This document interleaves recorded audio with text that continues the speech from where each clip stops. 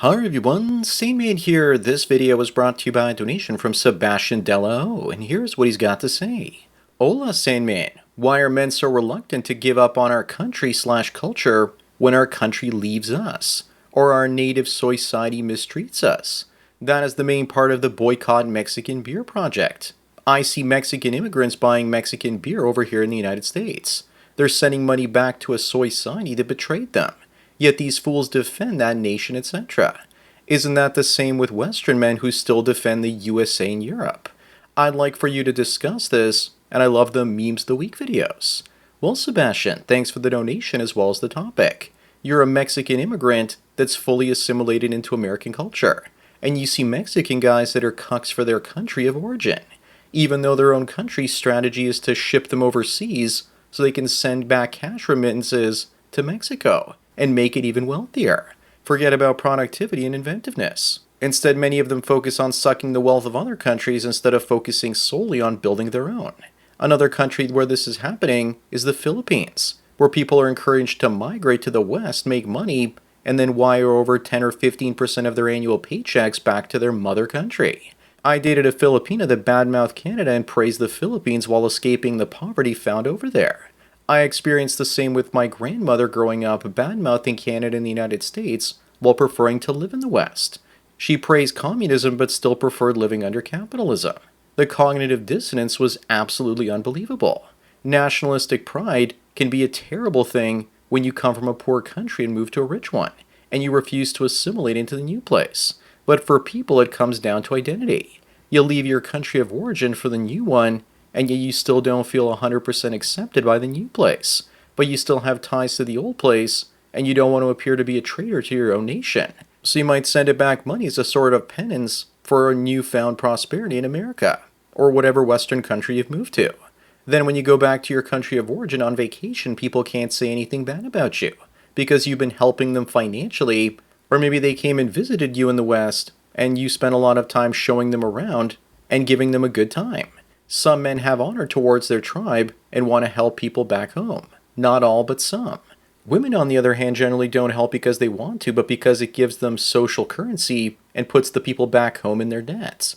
Sebastian, I wouldn't be surprised if many of the Mexican men you know sending money back home aren't doing it because they genuinely want to, but because their wife or girlfriend is convincing them to do so. Because that way she ends up looking good in the eyes of her family and friends back home. And it doesn't cost her anything except manipulating her partner into being generous. Then there's also the nationalistic superiority many people feel. As an immigrant myself, people from a similar background to me always spoke with superiority as though the second world country they came from was better than the first world country they were living in. It mostly had to do with family and cultural values. They saw the divorce rates in the West and thought they were beyond that because of the super low divorce rates in the community. They also saw the West as not having any real culture. But what they didn't realize is that the entire modern way of life is Western culture. It was just invisible to them because it's a life where a fish is swimming in water, and it doesn't understand what water is. Also think of men that left a country like Mexico. In some sense, they want to help because they usually have some skin in the game. They probably pay taxes over there and have relatives, and don't want to see it go down the toilet. Men are also generally more interested in history, and I'm sure you've seen the meme about men obsessing over the fall of the Roman Empire at least once a day.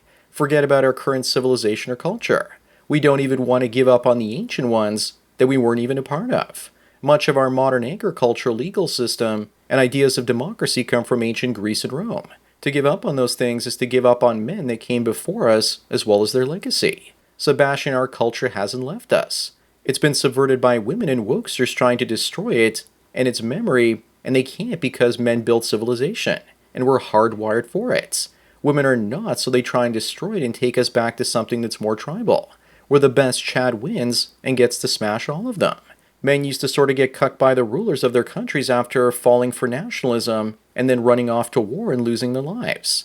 Now they're cucked by their country of origin to keep supporting it even after they've made a life for themselves someplace else.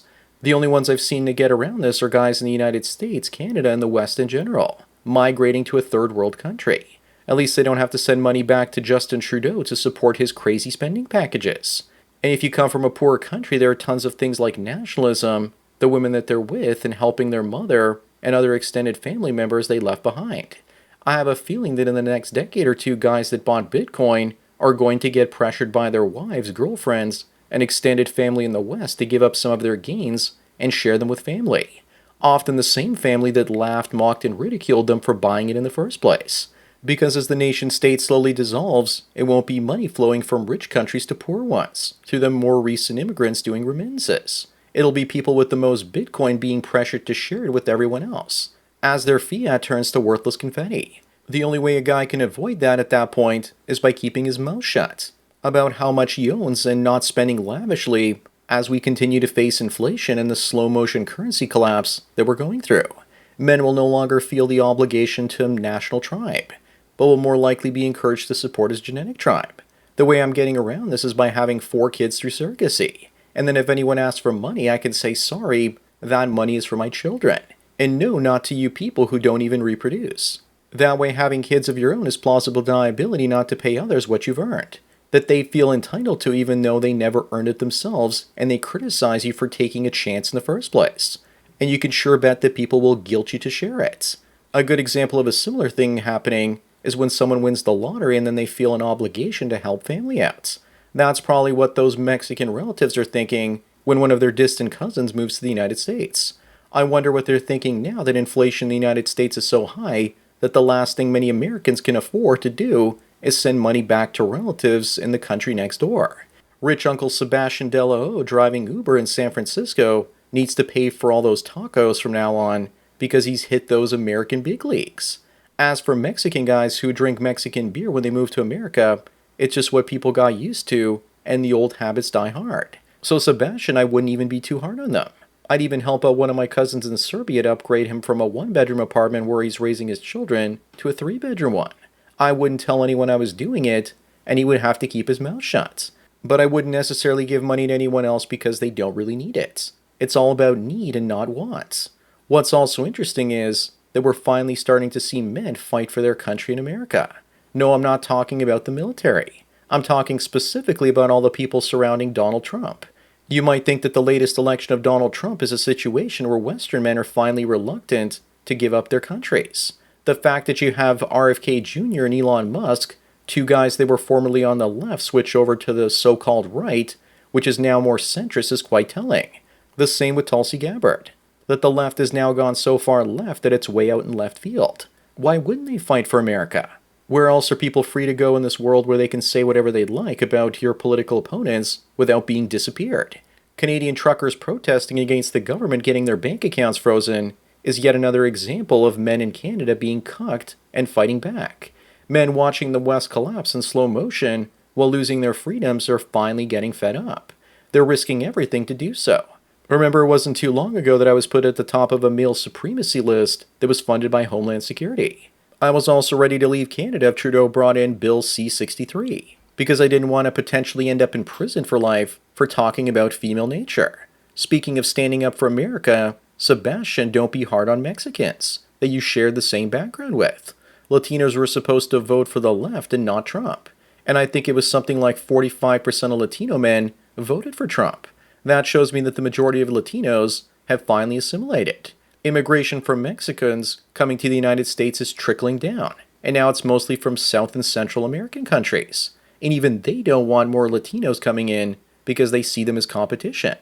Anyways, that's it for today. Thanks again to Sebastian Dello for the donation and topic. Don't forget to smash the like button the way that Sebastian wants you to boycott Mexican beer. Bang the bell and check out the mystery link. Follow me on BitChute, Twitter, and Facebook to get tomorrow's video today. Subscribe to me on Minds, Odyssey, MGTOW.tv, and Rumble to get the video for the day after tomorrow. This channel's been demonetized, and if you want to help me keep making content, then please support me through Subscribestar. There's a link to it in the description.